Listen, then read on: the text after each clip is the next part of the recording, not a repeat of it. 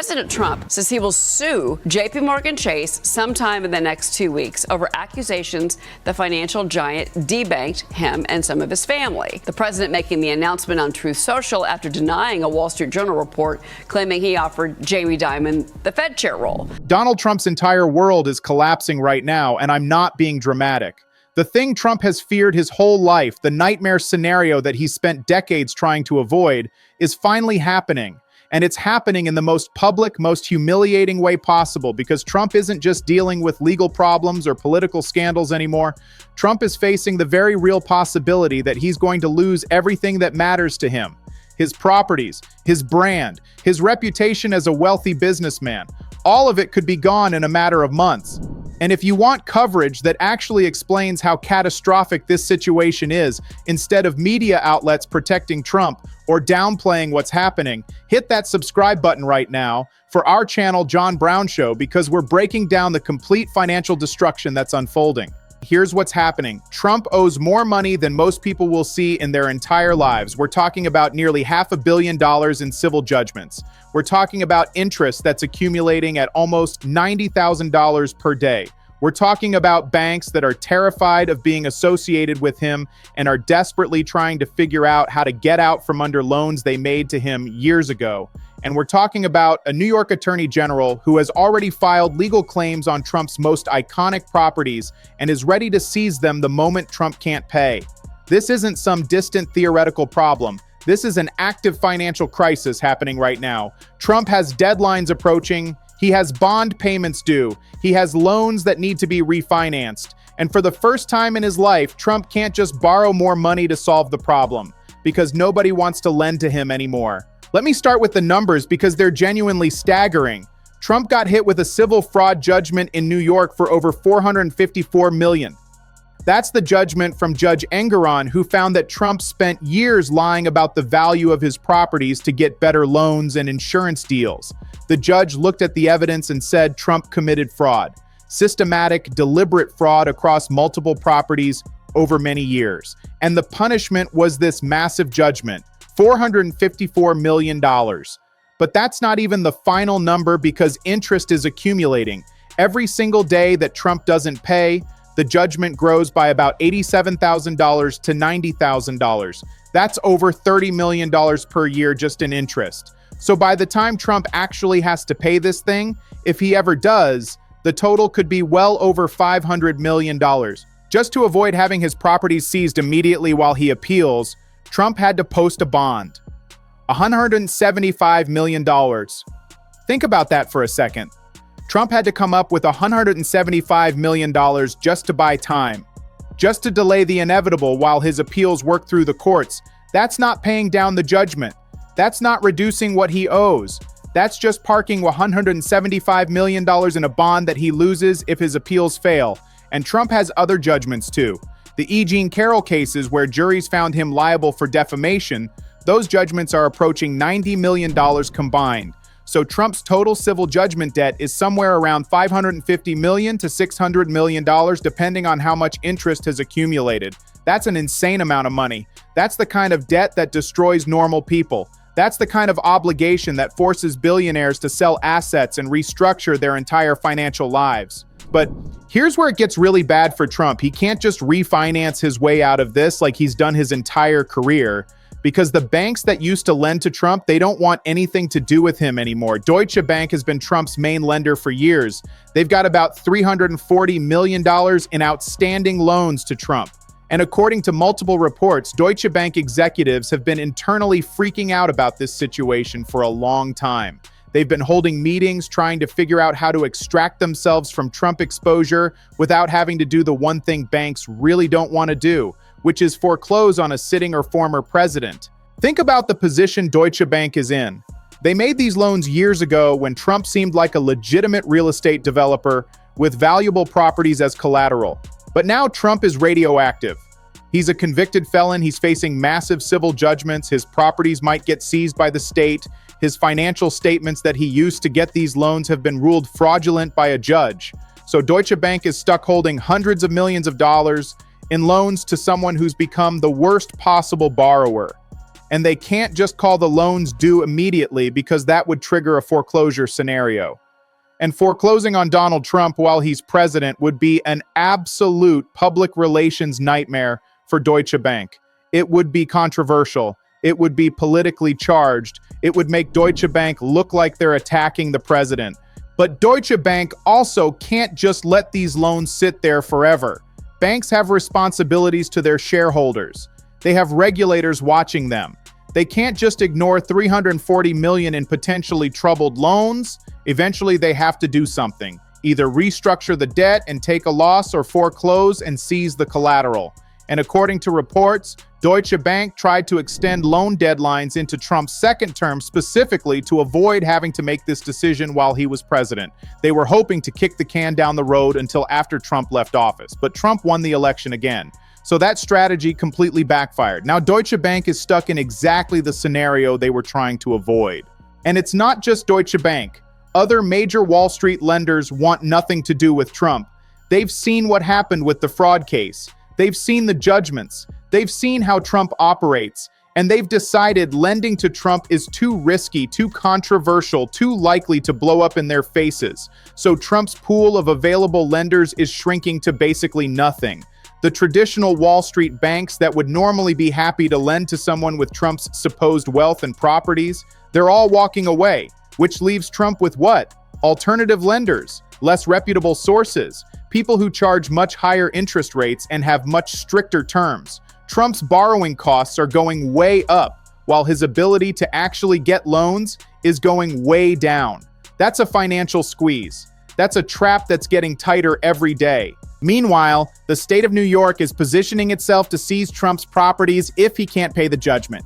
Attorney General Letitia James has already filed liens on Trump's most valuable assets: Trump Tower in Manhattan, his estate at 7 Springs in Westchester County, 40 Wall Street, Trump National Golf Club, Westchester. These are Trump's flagship properties, his most iconic buildings, the places he's bragged about for decades. And even the state has legal claims on all of them, which means if Trump misses a payment, if his appeals fail, if he can't come up with the money, the state can start foreclosure proceedings. They can seize these properties. They can auction them off to pay Trump's judgment. Let that sink in for a moment. Trump Tower, the building with Trump's name in giant gold letters, the building that's been the symbol of Trump's wealth and success for 40 years. The state of New York could literally take it from him and sell it to pay his debts. That's not some wild conspiracy theory. That's how civil judgments work. When you owe money and can't pay, the people you owe can seize your assets. And Trump owes the state of New York hundreds of millions of dollars. So the state has every legal right to take his properties if he doesn't pay. Now, Trump will obviously fight this with everything he has. His lawyers will file appeals and motions and emergency requests. They'll try to delay and obstruct and run out the clock. That's Trump's standard playbook. But eventually, the appeals run out. Eventually, judges make final rulings. And if those rulings go against Trump, he's going to have to pay or lose his properties. And here's what makes this so absolutely devastating for Trump, beyond just the financial loss. Trump's entire identity is wrapped up in being a successful real estate developer. His whole brand is built on the idea that he's this mega wealthy tycoon who owns incredible properties and knows how to make deals. Trump has spent his entire life bragging about his wealth, claiming he's worth billions, flaunting his properties, putting his name on buildings, creating this image of success and prosperity. And his supporters largely buy into that image. They think Trump must be smart and capable because look at all the buildings he owns. Look at how rich he is. But if Trump loses these properties, if Trump Tower gets seized by the state, if 7 Springs gets auctioned off to pay judgments, that completely destroys the entire brand. It proves that Trump isn't actually as wealthy as he claims. It shows that his financial empire was built on fraud and debt rather than genuine success. It demonstrates that Trump is actually in serious financial trouble despite all his bragging about being rich. You can't recover from that kind of blow to your image. You can't just spin your way out of having your flagship properties seized and sold. That's the kind of thing that permanently damages your reputation and credibility. Trump understands this, which is why he's absolutely freaking out about his financial situation.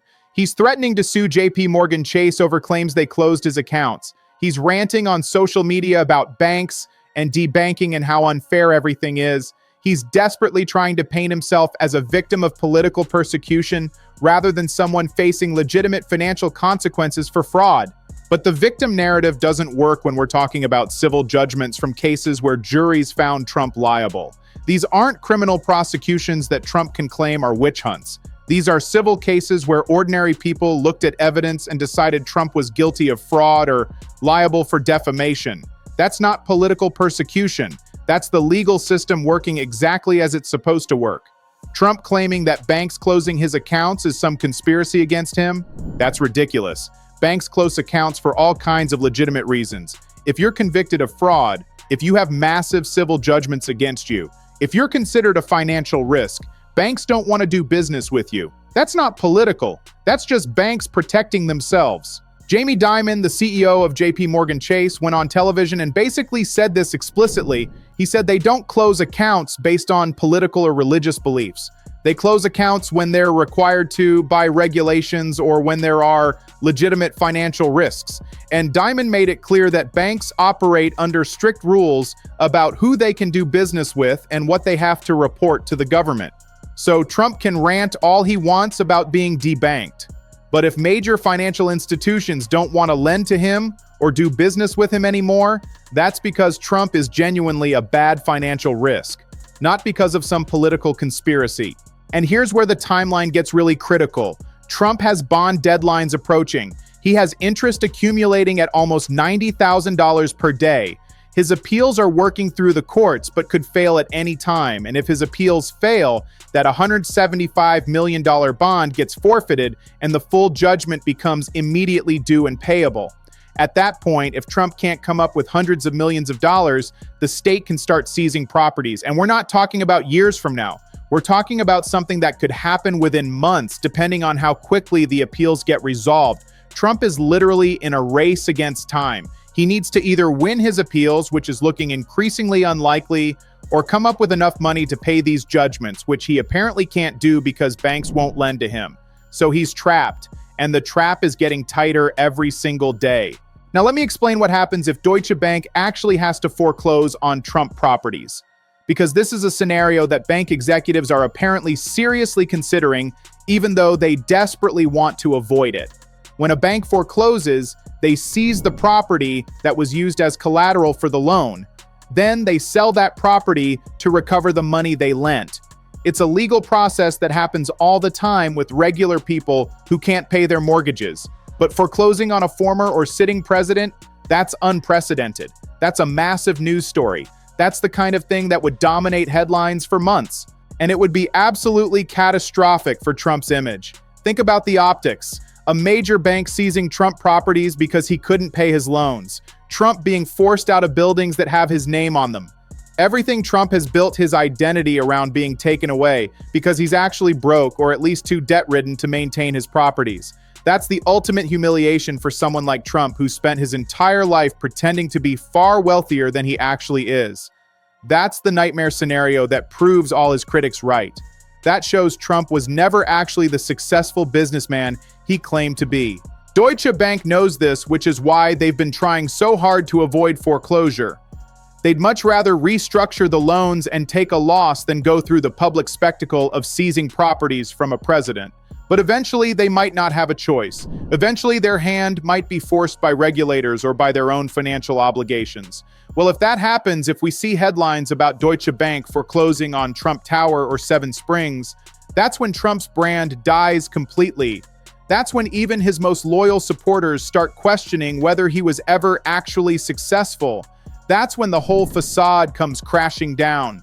Trump is also facing pressure from the E. Jean Carroll judgments, which are nearly $90 million combined. Carroll's lawyers are already moving to collect on those judgments. They're looking at Trump's assets. They're preparing to seize property if Trump doesn't pay. So Trump is getting squeezed from multiple directions at once. The state of New York wants their $450 million plus interest. E. Jean Carroll wants her $90 million. Deutsche Bank wants their $340 million. All of these obligations are coming due at roughly the same time, and Trump doesn't have enough liquid assets to pay all of them, which means something has to give. Either Trump sells properties voluntarily at whatever price he can get, or properties get seized and auctioned off. Either way, Trump loses. Either way, his financial empire takes a massive hit. Either way, his brand as a successful, wealthy businessman gets destroyed. And here's what makes this even worse from Trump's perspective. This is all happening while he's president, while he's supposed to be focused on governing and implementing his agenda. Instead, Trump is dealing with financial crises and bond deadlines and the very real possibility of losing his most valuable properties. That's incredibly distracting. That pulls Trump's attention away from his job. That creates constant stress and anxiety about his personal financial situation. And it makes Trump look weak and vulnerable at exactly the moment he's trying to project strength and competence. Trump's political opponents are going to absolutely hammer him on this.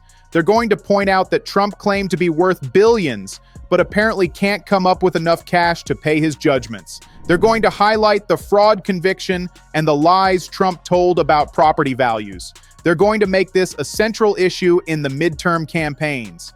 And it's effective messaging because it goes to the core of Trump's appeal. A lot of people voted for Trump because they thought he was a successful businessman who would bring that success to government.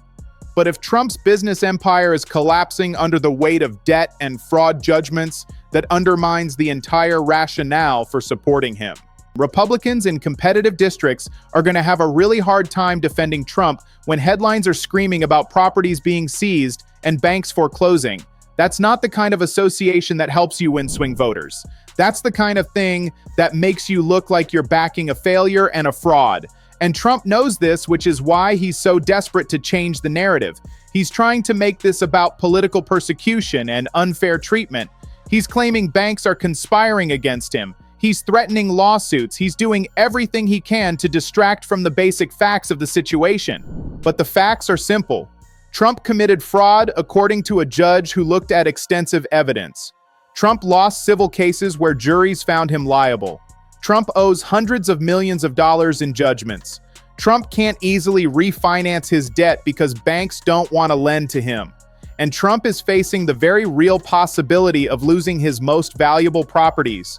Those facts don't care about Trump's spin. Those facts don't change based on how loudly he complains about persecution. Those facts are going to determine what happens to Trump's financial empire over the next few months and years. If things play out the way they're currently heading, Trump is going to lose properties, either through voluntary sales at discounted prices or through involuntary seizures and foreclosures. Either way, Trump's wealth takes a massive hit. Either way, his brand gets destroyed. Either way, the image of Trump as a successful mega-wealthy businessman gets revealed as a fraud. That's Trump's worst nightmare. Not prison, not impeachment, not even losing elections. Trump's worst nightmare is being publicly exposed as someone who isn't actually that successful or that wealthy. Someone whose empire was built on fraud and debt and is now collapsing under the weight of legal judgments. And that nightmare is becoming reality right in front of our eyes. Make sure you're subscribed because we're going to be covering every development as Trump's financial situation continues deteriorating. This is going to be a major story for months. Drop your thoughts in the comments about whether you think Trump will actually lose his flagship properties or somehow manage to avoid it.